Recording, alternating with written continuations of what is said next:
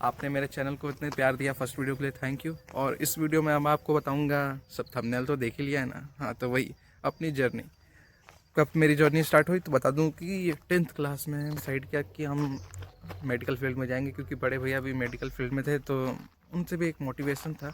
तो फिर हमने एल नागपुर ज्वाइन किया। कोटा इसलिए नहीं गया क्योंकि नाना नानी का घर था नागपुर में। शुरुआत में तो सब कुछ सही था, अच्छे मार्क्स आते थे, अच्छे रैंक आती थी, मगर धीरे धीरे जैसे सिलेबस बढ़ने लगा, प्रेशर बढ़ने लगा, मार्क्स कम होने लगे, स्टक होने लगे, जो पहले 650 के बढ़ते थे वो 600 के पास आने लगे।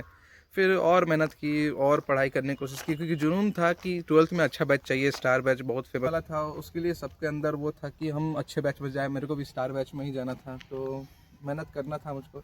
तो उसके लिए एक था कि एक मोटिव था मेरे पास 11th में पढ़ने के लिए, तो पढ़ रहा था, अच्छे रैंक भी आ रही थी, अच्छा मार्क्स भी आ रहे थे क्लास में।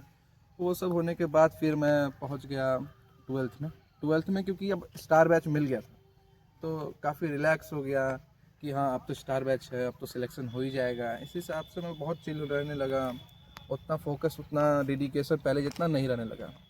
मगर जैसे जैसे बाकी के बच्चे क्लास में थे वो सब नेक्स्ट लेवल अपना अचीव करने लगे, मगर मैं उसी लेवल पर रह गया जिस लेवल पे था। इसलिए धीरे धीरे इसका मेरे मार्क्स पर दिखता था, मगर उतना नहीं दिखता था कि लगे कि हाँ मुझे अब स्टेप लेना चाहिए।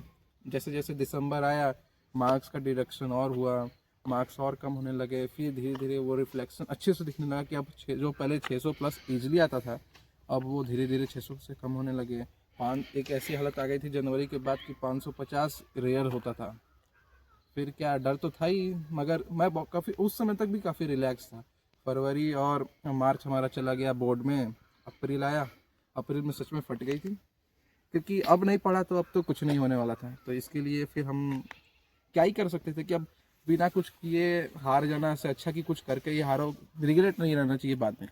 तो इसलिए मैंने आखिरी के 1 महीने में जी जान लगा दिया। आखिरी के 1 महीने में जो भी घिसा जा सकता था, जितने रिवीजन किए जा सकते थे उस पॉसिबल टाइम में, 12 से 16 घंटा तो मेरा एवरेज था कि मतलब हर एक पॉसिबिलिटीज़ जो भी उस 1 महीने के टाइम में किया जा सकता था वो सारे किए हैं। पेपर सॉल्व किए, अलग अलग पीवाईक्यूज़ बनाए, जेई मेंस के क्वेश्चंस तक सॉल्व किए।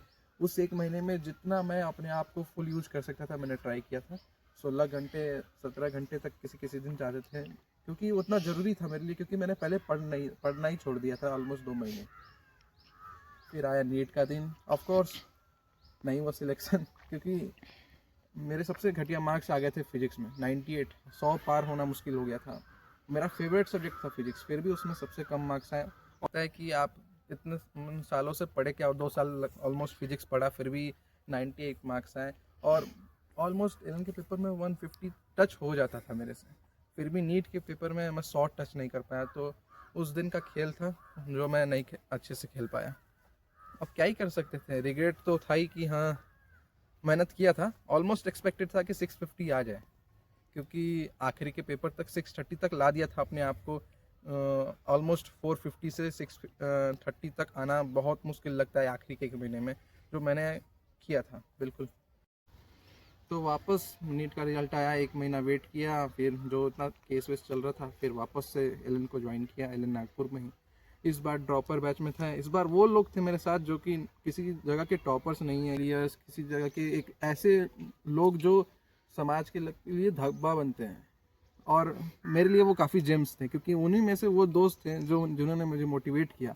यश था, अमन था, अनय था, जिग्गी था, ये सारे दोस्त थे ना, इन्होंने ही मेरी बहुत सारी मदद की।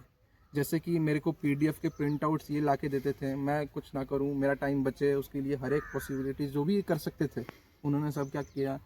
बहुत अच्छा लगता है कि ऐसी दोस्ती मिले अगर आपको इस नीट जर्नी में। कभी कभी आपको नहीं मिलती है, जिसके कारण बहुत लोग बोलते भी होंगे कि ये दोस्त अच्छे नहीं होते हैं नीट में, मगर मेरा मानना है कि अगर अच्छे दोस्त हैं आपके, जो आपको सच में आपके पाथ को ईजी बनाते हैं, तो दोस्त बनाइए। और इस ड्रॉप बैच में मुझे बस एक चीज़ का ध्यान था कि मुझे वो गलतियां नहीं करनी है जो मैंने पिछले साल की थी, जैसे कि हर चीज़ को नेगलेक्ट करना। जैसे मैं लेक्चर कुछ कुछ छोड़ देता था, तो इस बार मैंने पूरे लेक्चर अटेंड किए हैं, शॉर्ट नोट्स बनाए, नोट्स पढ़े, बार बार उसको रिवीजन किया, शॉर्ट नोट्स को और मॉडिफाई किया, एक ही बार शॉर्ट नोट्स बना के छोड़ नहीं दिया। मतलब जो भी हर एक काम किया जा सकता था उस आखिरी के 3-4 महीने में मैंने फुल काम किया।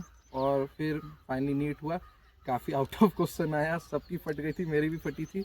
अगर नहीं पढ़ता तो शायद 20-30 अच्छे मार्क्स आ जाते और जुड़ जाते। फाइनली 567 आया, 6255 रैंक, और अभी मैं PMCH पटना में हूँ। तो बस यही कहना चाहता हूँ कि आप अगर कहीं एक बैरियर आता है, कोई एक मुड़ाव आता है, तो आप बस रुकिए नहीं, आपको बढ़ना है।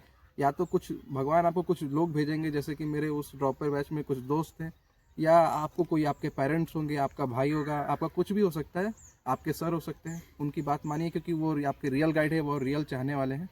बस जुड़े रहिए मेरे साथ। मोटिव ये है कि हमारा नीट क्लियर हो जाना चाहिए, कैसे भी हो, किसके द्वारा हो, किसकी मदद से हो, फ़र्क नहीं पड़ता, आपका नीट क्लियर होना ज़रूरी है। और यही हमारा मेडिक जंक्शन नीट का भी है। इस जर्नी से बस आप ये कंक्लूजन निकालिए कि चाहे कुछ भी हो जाए, हमें रुकना नहीं है, हमें अपनी मंजिल को पाना है। तो आज के लिए बस इस वीडियो में इतना ही। हम लोग मिलते हैं अगले वीडियो में। कमेंट कीजिए, लाइक कीजिए, शेयर कीजिए, सब्सक्राइब कीजिए, क्योंकि आपके व्यूज़ मेरे को मोटिवेट करते हैं, आपके वाचिंग आवर्स भी मुझे बिल्कुल मोटिवेट करते हैं। तो आप जितना मुझे मोटिवेट करेंगे, मैं आपको उतना ही मोटिवेट कर पाऊँगा।